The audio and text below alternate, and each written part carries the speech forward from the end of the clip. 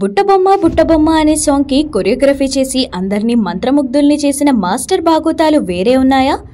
Cinema చూపిస్తా మావా అంటూ రేసుగుర్రం సినిమాలో ఐకాన్ స్టార్ అల్లు అర్జున్ తో కిర్రాక్ స్టెప్పులు వేయించిన ఆ మాస్టర్ పైకి కనిపించేంత మంచోడేమీ కాదా?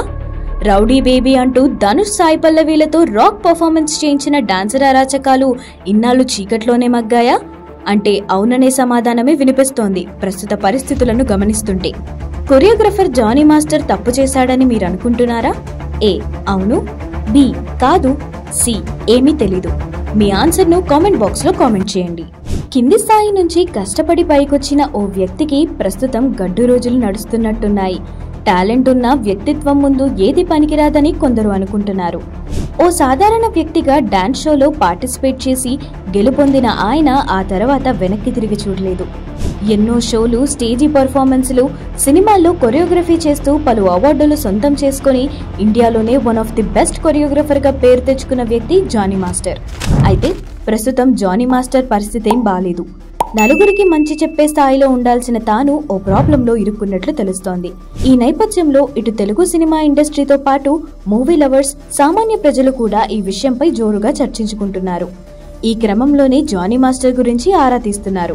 మొన్నటికి మొన్న విజయవాడలో వరదలపై స్పందించి ప్రత్యక్షంగా బాధితులకు సహాయం చేసి అందరి దృష్టిని ఆకర్షించిన జానీకి అంతలోనే అనుకోని ఆపద ఎదురైంది.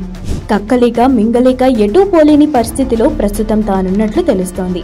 గత కొంతకాలంగా తనపై జానీ మాస్టర్ లైంగిక దాడి చేస్తున్నారంటూ ఓ మహిళా కొరియోగ్రఫర్ పోలీసులకు ఫిర్యాదు చేయడంతో అంతా దీని గురించే మాట్లాడుకుంటున్నారు. ఈ కేసు విచారణలో భాగంగా జానీ మాస్టర్ గురించి పలు సంచలన విషయాలు బయటకు వస్తున్నాయి. ఈ క్రమంలోనే గతంలో జానీ మాస్టర్ పై ఉన్న కేసుల గురించి ఇప్పుడు వివరంగా తెలుసుకుందాం. కొరియోగ్రఫర్ జానీ మాస్టర్ పై తన అసిస్టెంట్ మహిళా డాన్సర్ అత్యాచారం కేసు పెట్టిన సంగతి తెలిసిందే. 2019 నుంచి తనపై జానీ వేధింపులకు పాల్పడుతూ ఇబ్బందులకు గురి చేస్తున్నాడని పేర్కొంది. డి షో ద్వారా జానీ మాస్టర్ పరిచయం అయ్యారని, ఆ తర్వాత తనను ఆయన టీంలో చేర్చుకున్నారని తెలిపింది. అవుట్డోర్ షూటింగ్ పేరుతో చెన్నై, ముంబై, హైదరాబాద్ తో సహా వివిధ ప్రాంతాలకు వెళ్లినప్పుడు అనేకసార్లు లైంగిక దాడికి యత్నించాడని ఫిర్యాదులో పేర్కొంది ఆ మహిళ.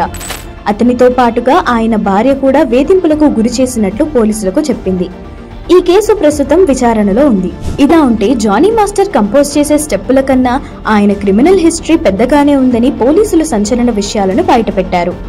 2017లో ఒక కాలేజీ మహిళపై దాడి చేసిన కేసులో 2019లో మేడ్చల్ స్థానిక కోర్టు జానీ మాస్టర్ కు 6 నెలల జైలు శిక్ష విధించింది. ఆ కేసు పూర్తవగానే మరో 2 కేసుల్లో ఆయన ఇరుక్కున్నట్లు తెలుస్తోంది. ఇలా జానీ మాస్టర్ కు ఇన్ని జరుగుతున్నా ఆయన మళ్లీ అదే పని చేయడంపై జనాలు మండిపడుతున్నారు. ఇక మహిళా సంఘాలు కూడా ఈ కేసుపై ఆగ్రహం వ్యక్తం చేస్తున్నారు. ఇక ఈ ఫిర్యాదు నేపథ్యంలో జనసేన పార్టీ కీలక నిర్ణయం తీసుకుంది. పార్టీ కార్యక్రమాలకు దూరంగా ఉండాలని జానీ మాస్టర్ కు సూచిస్తూ ఓ లేఖలో పేర్కొంది. ఇటు కొరియోగ్రఫర్ అసోసియేషన్ సైతం దీనిని సీరియస్ గా తీసుకుంది. అసోసియేషన్ కు చెడ్డ పేరు రాకూడదనే ఉద్దేశంతో జానీ మాస్టర్ ను సస్పెండ్ చేయాలని నిర్ణయం తీసుకున్నట్లు తెలుస్తోంది. ఇదిలా ఉంటే Jani master phone switch off అయినట్లు వార్తలు వినిపిస్తున్నాయి. అసలు మాస్టర్ హైదరాబాద్ లో ఉన్నాడా లేదా ఏదైనా దేశానికి చెక్కేశాడా అన్న కోణంలో పోలీసులు విచారణ కొనసాగిస్తున్నారు. అసలు నిజాలు తెలియాలంటే మాస్టర్ నోరు విప్పే వరకు వెయిట్ చేయాల్సిందే. ఇదే విషయంపై హీరోయిన్ పూనం కౌర్ స్పందిస్తూ నిందితుడిగా ఉన్న జానీ మాస్టర్ ను కేవలం జానీ అనే పిలవాలని కోరింది.